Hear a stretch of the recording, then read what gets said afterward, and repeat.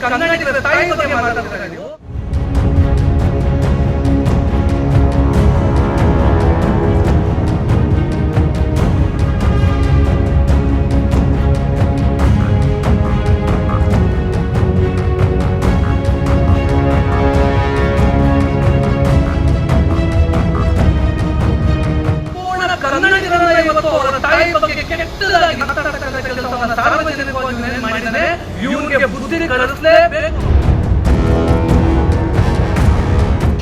ತಿನ್ನೋದಕ್ಕೆ ಅನ್ನ ಇರೋದಿಲ್ಲ, ಇರೋದಕ್ಕೆ ಮನೆ ಇರೋದಿಲ್ಲ, ಮಾಡೋದಕ್ಕೆ ಕೆಲ್ಸನೇ ಇರೋದಿಲ್ಲ.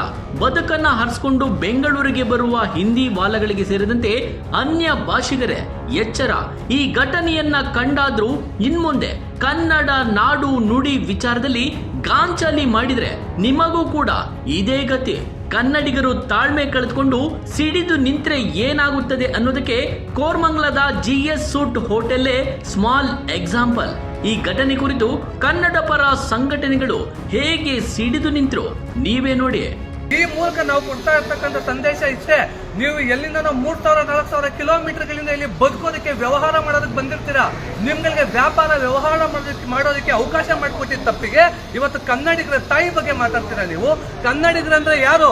ಇವತ್ತು ನಮ್ಮ ರಾಜ್ಯದ ಮುಖ್ಯಮಂತ್ರಿ ಸಿದ್ದರಾಮಯ್ಯ ಅವರು ಕೂಡ ಕನ್ನಡಿಗರು, ನಮ್ಮ ಎಷ್ಟೋ ಜನ ಜಡ್ಜ್ಗಳು ಕನ್ನಡಿಗರು, ಸೈನಿಕರು ಕನ್ನಡಿಗರು, ಪೊಲೀಸರು ಕನ್ನಡಿಗರು, ಜನಸಾಮಾನ್ಯ ಡೆಲಿವರಿ ಹುಡುಗರಿಂದ ಹಿಡಿದು ಗೌರವಾನ್ವಿತ ನ್ಯಾಯಾಧೀಶರಿಂದ ಹಿಡಿದು ಮುಖ್ಯಮಂತ್ರಿಗಳವರೆಗೂ ಕೂಡ ಎಲ್ಲರೂ ನಾವೆಲ್ಲ ಕನ್ನಡಿಗರು. ಸಂಪೂರ್ಣ ಕನ್ನಡಿಗರನ್ನ ಇವತ್ತು ಅವರ ತಾಯಿ ಬಗ್ಗೆ ಕೆಟ್ಟದಾಗಿ ನಾನು ಹೇಳೋದು ಕೂಡ ನನ್ನ ಸಂಸ್ಕೃತಿ ನಮ್ದಲ್ಲ, ಅವನೇನ್ ಬರ್ದಿದೆ ಅಂತ ನೀವೆಲ್ಲರೂ ಕೂಡ ನೋಡಿರ್ತೀರಾ. ಅತಿ ಕೆಟ್ಟದಾಗಿ ಮಾತನಾಡ್ತಕ್ಕಂಥ ಕೆಲಸವನ್ನ ಸಾರ್ವಜನಿಕವಾಗಿ ಇವನೇನ್ ಮಾಡಿದ್ದಾನೆ, ಇವನ್ಗೆ ಬುದ್ಧಿ ಕಲಿಸಲೇಬೇಕು. ಕನ್ನಡಿಗರಿಗೆ ಅವಮಾನ ಮಾಡಿದ ಆರೋಪಕ್ಕೆ ಸಂಬಂಧಿಸಿದಂತೆ ಕೋರ್ಮಂಗಲದ GS ಸೂಟ್ ಹೋಟೆಲ್ ಅನ್ನ ಕನ್ನಡ ಪರ ಹೋರಾಟಗಾರರು ಸೀಸ್ ಮಾಡಿಸಿದ್ದಾರೆ. ಅಷ್ಟೇ ಅಲ್ಲದೆ ಹೋಟೆಲ್ ಮ್ಯಾನೇಜರ್ ಶರ್ಫದ್ ನನ್ನು ಅರೆಸ್ಟ್ ಮಾಡಿದ ಮಡಿವಾಳ ಪೊಲೀಸರು ಹಿಂದಿ ವಾಲನಿಗೆ ಲಾಠಿ ರುಚಿ ತೋರಿಸಿದ್ದಾರೆ. ಹೋಟೆಲ್ ಮಾಲೀಕನಾದ ಜಮ್ಶದ್ ಮೇಲೂ FIR ಹಾಕಿ ಕಾನೂನು ಕ್ರಮ ಜರುಗಿಸಿದ್ದಾರೆ. ಇಷ್ಟ ಆಗಿರೋದು ಹಿಂದಿ ವಾಲಗಳ ಪುಣ್ಯ. ಯಾಕಂದ್ರೆ ಅಪ್ಪಿತಪ್ಪಿ ನಮ್ಮ ಕನ್ನಡ ಪರ ಹೋರಾಟಗಾರರ ಕೈಗೆ ಸಿಕ್ಕಿದ್ರೆ ಹಣ್ಣುಗಾಯಿ ನೀರ್ಗಾಯಿ ಮಾಡಿರ್ತಿದ್ರು. ಎಲ್ಲಾ ಕನ್ನಡಿಗರು ಜಾತಿ ಧರ್ಮ ಎಲ್ಲ ಪಕ್ಷ ಭೇದ ಎಲ್ಲವನ್ನು ಮರೆತು ಈ ಒಂದು ವಿಚಾರದಲ್ಲಿ ಒಂದಾಗಬೇಕಾಗ್ತದೆ. ಇನ್ನು ಕೋರ್ಮಂಗಲದ GS ಸೂಟ್ ಹೋಟೆಲ್ನ ಈ ಮ್ಯಾಟ್ರು ಕನ್ನಡ ಪರ ಸಂಘಟನೆಯವರನ್ನ ಹೇಗೆ ಕೆರಳಿಸಿತ್ತು ಅನ್ನೋದನ್ನ ನೋಡಿದ್ರೆ, ಹೋಟೆಲ್ನ ಹೊರಗಡೆ ಡಿಜಿಟಲ್ ಬೋರ್ಡ್ ಹಾಕಿದ್ರು. ಅದರಲ್ಲಿ ಶುಕ್ರವಾರ ರಾತ್ರಿ ಕನ್ನಡಿಗರ ಕುರಿತು ಕೆಟ್ಟ ಪದವೊಂದನ್ನ ಹಾಕಿದ್ರು. ಅದನ್ನ ಗಮನಿಸಿದ ಸ್ಥಳೀಯರೊಬ್ಬರು ತಮ್ಮ ಮೊಬೈಲ್ನಲ್ಲಿ ವಿಡಿಯೋ ಮಾಡ್ಕೊಂಡಿದ್ದಾರೆ, ಸೋಷಿಯಲ್ ಮೀಡಿಯಾದಲ್ಲಿ ಹಾಕಿದ್ದಾರೆ. ಇದನ್ನ ನೋಡಿದ ಪ್ರತಿ ಕನ್ನಡಿಗರ ರಕ್ತ ಕುದಿಯೋದಕ್ಕೆ ಶುರುವಾಗಿದೆ. ಇನ್ನು ಕನ್ನಡ ಪರ ಸಂಘಟನೆಯವರು ಸುಮ್ಮನೆ ಇರ್ತಾರ?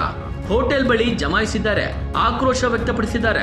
ಇದನ್ನೆಲ್ಲ ಗಮನಿಸಿದ ಪೊಲೀಸರು ಪರಿಸ್ಥಿತಿ ಕೈಮೀರಿ ಹೋಗುವ ಹೊತ್ತಿಗೆ ಸ್ಥಳಕ್ಕೆ ಬಂದು ಹೋಟೆಲ್ ಮ್ಯಾನೇಜರ್ ಹಾಗೂ ಮಾಲೀಕನ ವಿರುದ್ಧ FIR ದಾಖಲಿಸಿ ಕಾನೂನು ಕ್ರಮ ಜರುಗಿಸಿದ್ದಾರೆ. ಇಷ್ಟಕ್ಕೆ ಸುಮ್ಮನಾಗದ ಕನ್ನಡ ಪರ ಹೋರಾಟಗಾರರು ಅಧಿಕಾರಿಗಳನ್ನ ತರಾಟೆಗೆ ತೆಗೆದುಕೊಂಡಿದ್ದಾರೆ. ಹೋಟೆಲ್ ಮಾಲೀಕ ಎಲ್ಲಿಯವನು, ಯಾವ ರಾಜ್ಯದವನು, ಯಾವಾಗ ಹೋಟೆಲ್ ಆರಂಭಿಸಿದ, ಅಲ್ಲದೆ ಇದೊಂದೇ ಹೋಟೆಲ್ ಅಲ್ಲ, ಬೇರೆ ಬೇರೆ ಭಾಗದಿಂದ ಬೆಂಗಳೂರಿಗೆ ಬಂದು ಹೋಟೆಲ್ ಲಾಡ್ಜ್ ತೆರೆದಿರುವ ವ್ಯಕ್ತಿಗಳಿಂದ ಕನ್ನಡಕ್ಕೆ ಆಗಾಗ ಅವಮಾನ ಅಪಮಾನ ಆಗುತ್ತಲೇ ಬಂದಿದೆ. ಅವರ ವಿರುದ್ಧವೂ ಕ್ರಮ ಜರುಗಿಸಬೇಕೆಂದು ಕನ್ನಡ ಪರ ಹೋರಾಟಗಾರರು ಅಧಿಕಾರಿಗಳಿಗೆ, ಜನಪ್ರತಿನಿಧಿಗಳಿಗೆ ಆಗ್ರಹಿಸಿದ್ದಾರೆ. ಕೋರಮಂಗಲದ ಒಂದು ಖಾಸಗಿ ಹೋಟೆಲಲ್ಲಿ ಕನ್ನಡಿಗರಿಗೆ ಅವಮಾನವಾಗುವಂತಹ, ಕನ್ನಡಿಗರಿಗೆ ತಾಳ್ಮೆಯನ್ನು ಪರೀಕ್ಷಿಸುವಂತಹ ಒಂದು ಬರಹವನ್ನು ಬರೆದಿರುತ್ತಾರೆ. ಕನ್ನಡಿಗರಿಗೆ ಹೊರಗಿನಿಂದ ಬಂದಿರುವಂತಹ ಅನ್ಯ ಭಾಷಿಕರು ಪದೇ ಪದೇ ಕನ್ನಡಿಗರ ಸ್ವಾಭಿಮಾನಕ್ಕೆ, ಕನ್ನಡಿಗರ ತಾಳ್ಮೆಯನ್ನು ಪರೀಕ್ಷೆ ಮಾಡ್ತಿದ್ದಾರೆ. ಅವರ ಹೋಟೆಲನ್ನು ಈ ಕೂಡಲೇ ಬಂದ್ ಮಾಡಿ BBMP ಲೈಸೆನ್ಸನ್ನು ರದ್ದು ಮಾಡಿ ಅವರಿಗೆ FIR ಮುಖಾಂತರ ಕಾನೂನುಬದ್ಧವಾದಂತಹ ಹೋರಾಟ ಮಾಡಬೇಕು, ಅವರಿಗೆ ಶಿಕ್ಷೆ ಆಗಬೇಕು ಅಂತ ಹೇಳಿ ನಮ್ಮ ಕನ್ನಡಿಗರ ವಿಜಯ ಸೇನೆ ಒತ್ತಾಯಿಸುತ್ತದೆ.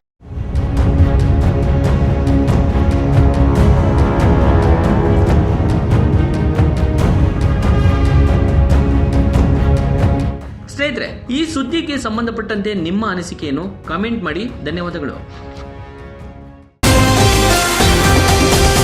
TV12 ಕನ್ನಡ, ಇದು ಕನ್ನಡಿಗರ ಧ್ವನಿ.